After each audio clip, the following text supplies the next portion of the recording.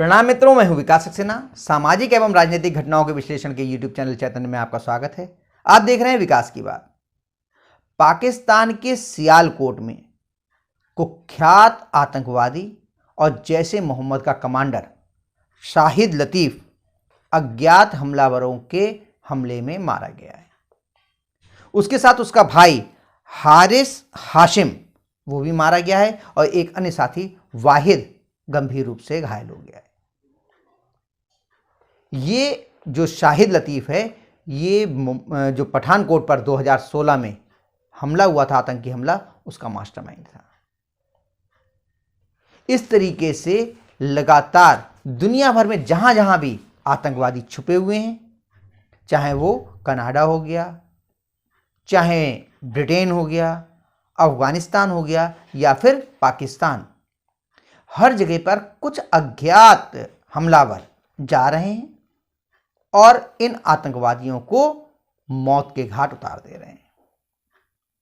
पाकिस्तान समर्थित चाहे वो खालिस्तानी आतंकवादी हों या पाकिस्तानी आतंकवादी, इन सब की जिस तरीके से मौत हो रही है, उससे आतंकियों के हौसले पस्त हैं। उनमें रॉ का खौफ साफ नजर आ रहा है। वो कह रहे हैं कि मोसाद, जो इजराइल की खुफिया एजेंसी है, उसकी तर्ज पर रॉ इन आतंकवादियों की हत्या करवा रही है। आपको याद होगा अभी कुछ ही दिन पहले मुंबई जो हमले हुए थे मुंबई में, उसका मास्टरमाइंड हाफिज सईद, लश्कर-ए-तोयबा का जो प्रमुख है, उसका बहुत ही नज़दीकी कैसर फारूक की कुछ अज्ञात लोगों ने गोली मारकर हत्या कर दी थी। सिर्फ कैसर फारूक नहीं, इसके अलावा इसी हाफिज सईद का बहुत ही नज़दीकी मोहम्मद जियाउर रहमान, उसकी कराची में गोली मारकर हत्या कर दी गई थी। हाफिज सईद का ही बेटा, उसका नाम है इब्राहिम कमालुद्दीन सईद, उसकी कुछ अज्ञात लोगों ने पेशावर से उसको अपहरण कर लिया है। उसका अभी तक पता नहीं चला है। हालांकि कुछ लोग कह रहे हैं कि उसकी हत्या की जा चुकी है और उसे तड़पा तड़पा के लोगों ने मारा। इसके अलावा खालिस्तान का जो समर्थक आतंकी हैं, चाहे हरदीप सिंह निज्जर हो गया, अवतार सिंह खांडा हो गया, परमजीत सिंह पंजाबर, इनकी भी संदिग्ध मौत हुई है। जो अवतार सिंह खांडा था, उसे तो ब्रिटेन के एक अस्पताल में भर्ती था, पेट दर्द की शिकायत बताई जा रही थी और अचानक उसकी मौत हो गई। निज्जर को कुछ अज्ञात लोगों ने कनाडा में गोली मार दी थी। उसके अलावा जो परमजीत सिंह पंजाबर था, इसको लाहौर में कुछ अज्ञात हमलावरों ने गोली मारकर हत्या कर दी थी इसकी। सैयद खालिद रजा, जो कि पाकिस्तानी आतंकवादी था और अल बद्र का पूर्व कमांडर था, इसको भी इसी साल फरवरी के महीने में गोली मार के हत्या कर दी गई। ये तमाम आतंकवादी जिस ढंग से मौत के घाट उतारे जा रहे हैं, पाकिस्तानी खुफिया एजेंसी ISI की और उसके जो अधिकारी हैं, उनकी रातों की नींद हराम हो गई है। उनकी समझ में नहीं आ रही है कि जिस तरीके से वो आतंकवाद को पाल पोस कर भारत के खिलाफ षड्यंत्र रच रहे थे, इन आतंकियों की कौन है जो इस तरह से आता है गुपचुप तरीके से और उनकी हत्या कर देता है। आतंकियों की कमर टूटी हुई है।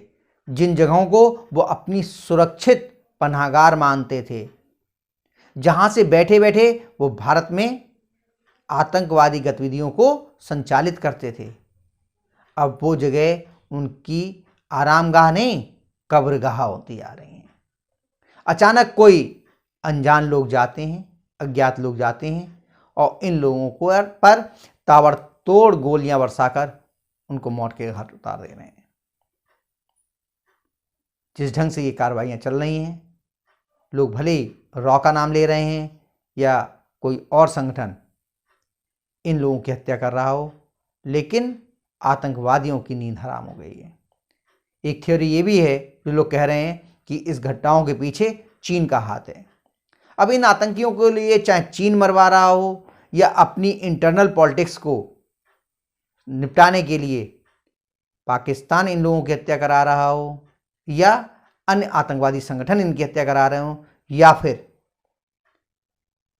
आपसी संघर्ष में ये लोग मारे जा रहे हों। जैसा कि सईद के बेटे के बारे में कहा जा रहा है कि उनके दो बेटों के बीच में जो लश्कर तैयबा का खजाना है, जो संपत्ति है, उस पर कब्जे को लेकर मनमुटाव चल रहा है, संघर्ष चल रहा है, चाहे इस वजह से लोग मारे जा रहे हों। लेकिन उन आतंकियों में खौफ का माहौल है।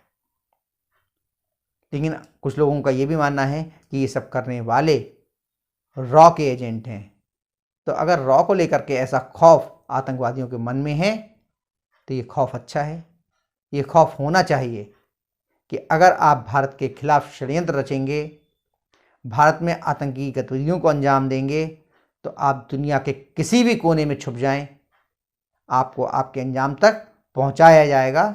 अगर ऐसा माना जा रहा है तो उसमें भी कोई बुराई नहीं है। तो आज के अंक में बस इतना ही। अगले अंक में हम लोग फिर मिलेंगे, तब तक के लिए अनुमति दीजिए। आपसे अनुरोध है कि अगर आपको ये वीडियो पसंद आया हो तो इसे लाइक कीजिए, शेयर कीजिए, और हाँ, अगर इस चैनल पर आप नए हैं तो आपसे ये भी अनुरोध है कि इस चैनल को सब्सक्राइब करने के बाद नोटिफिकेशन का बेल आइकन जरूर दबाइए। धन्यवाद, प्रणाम।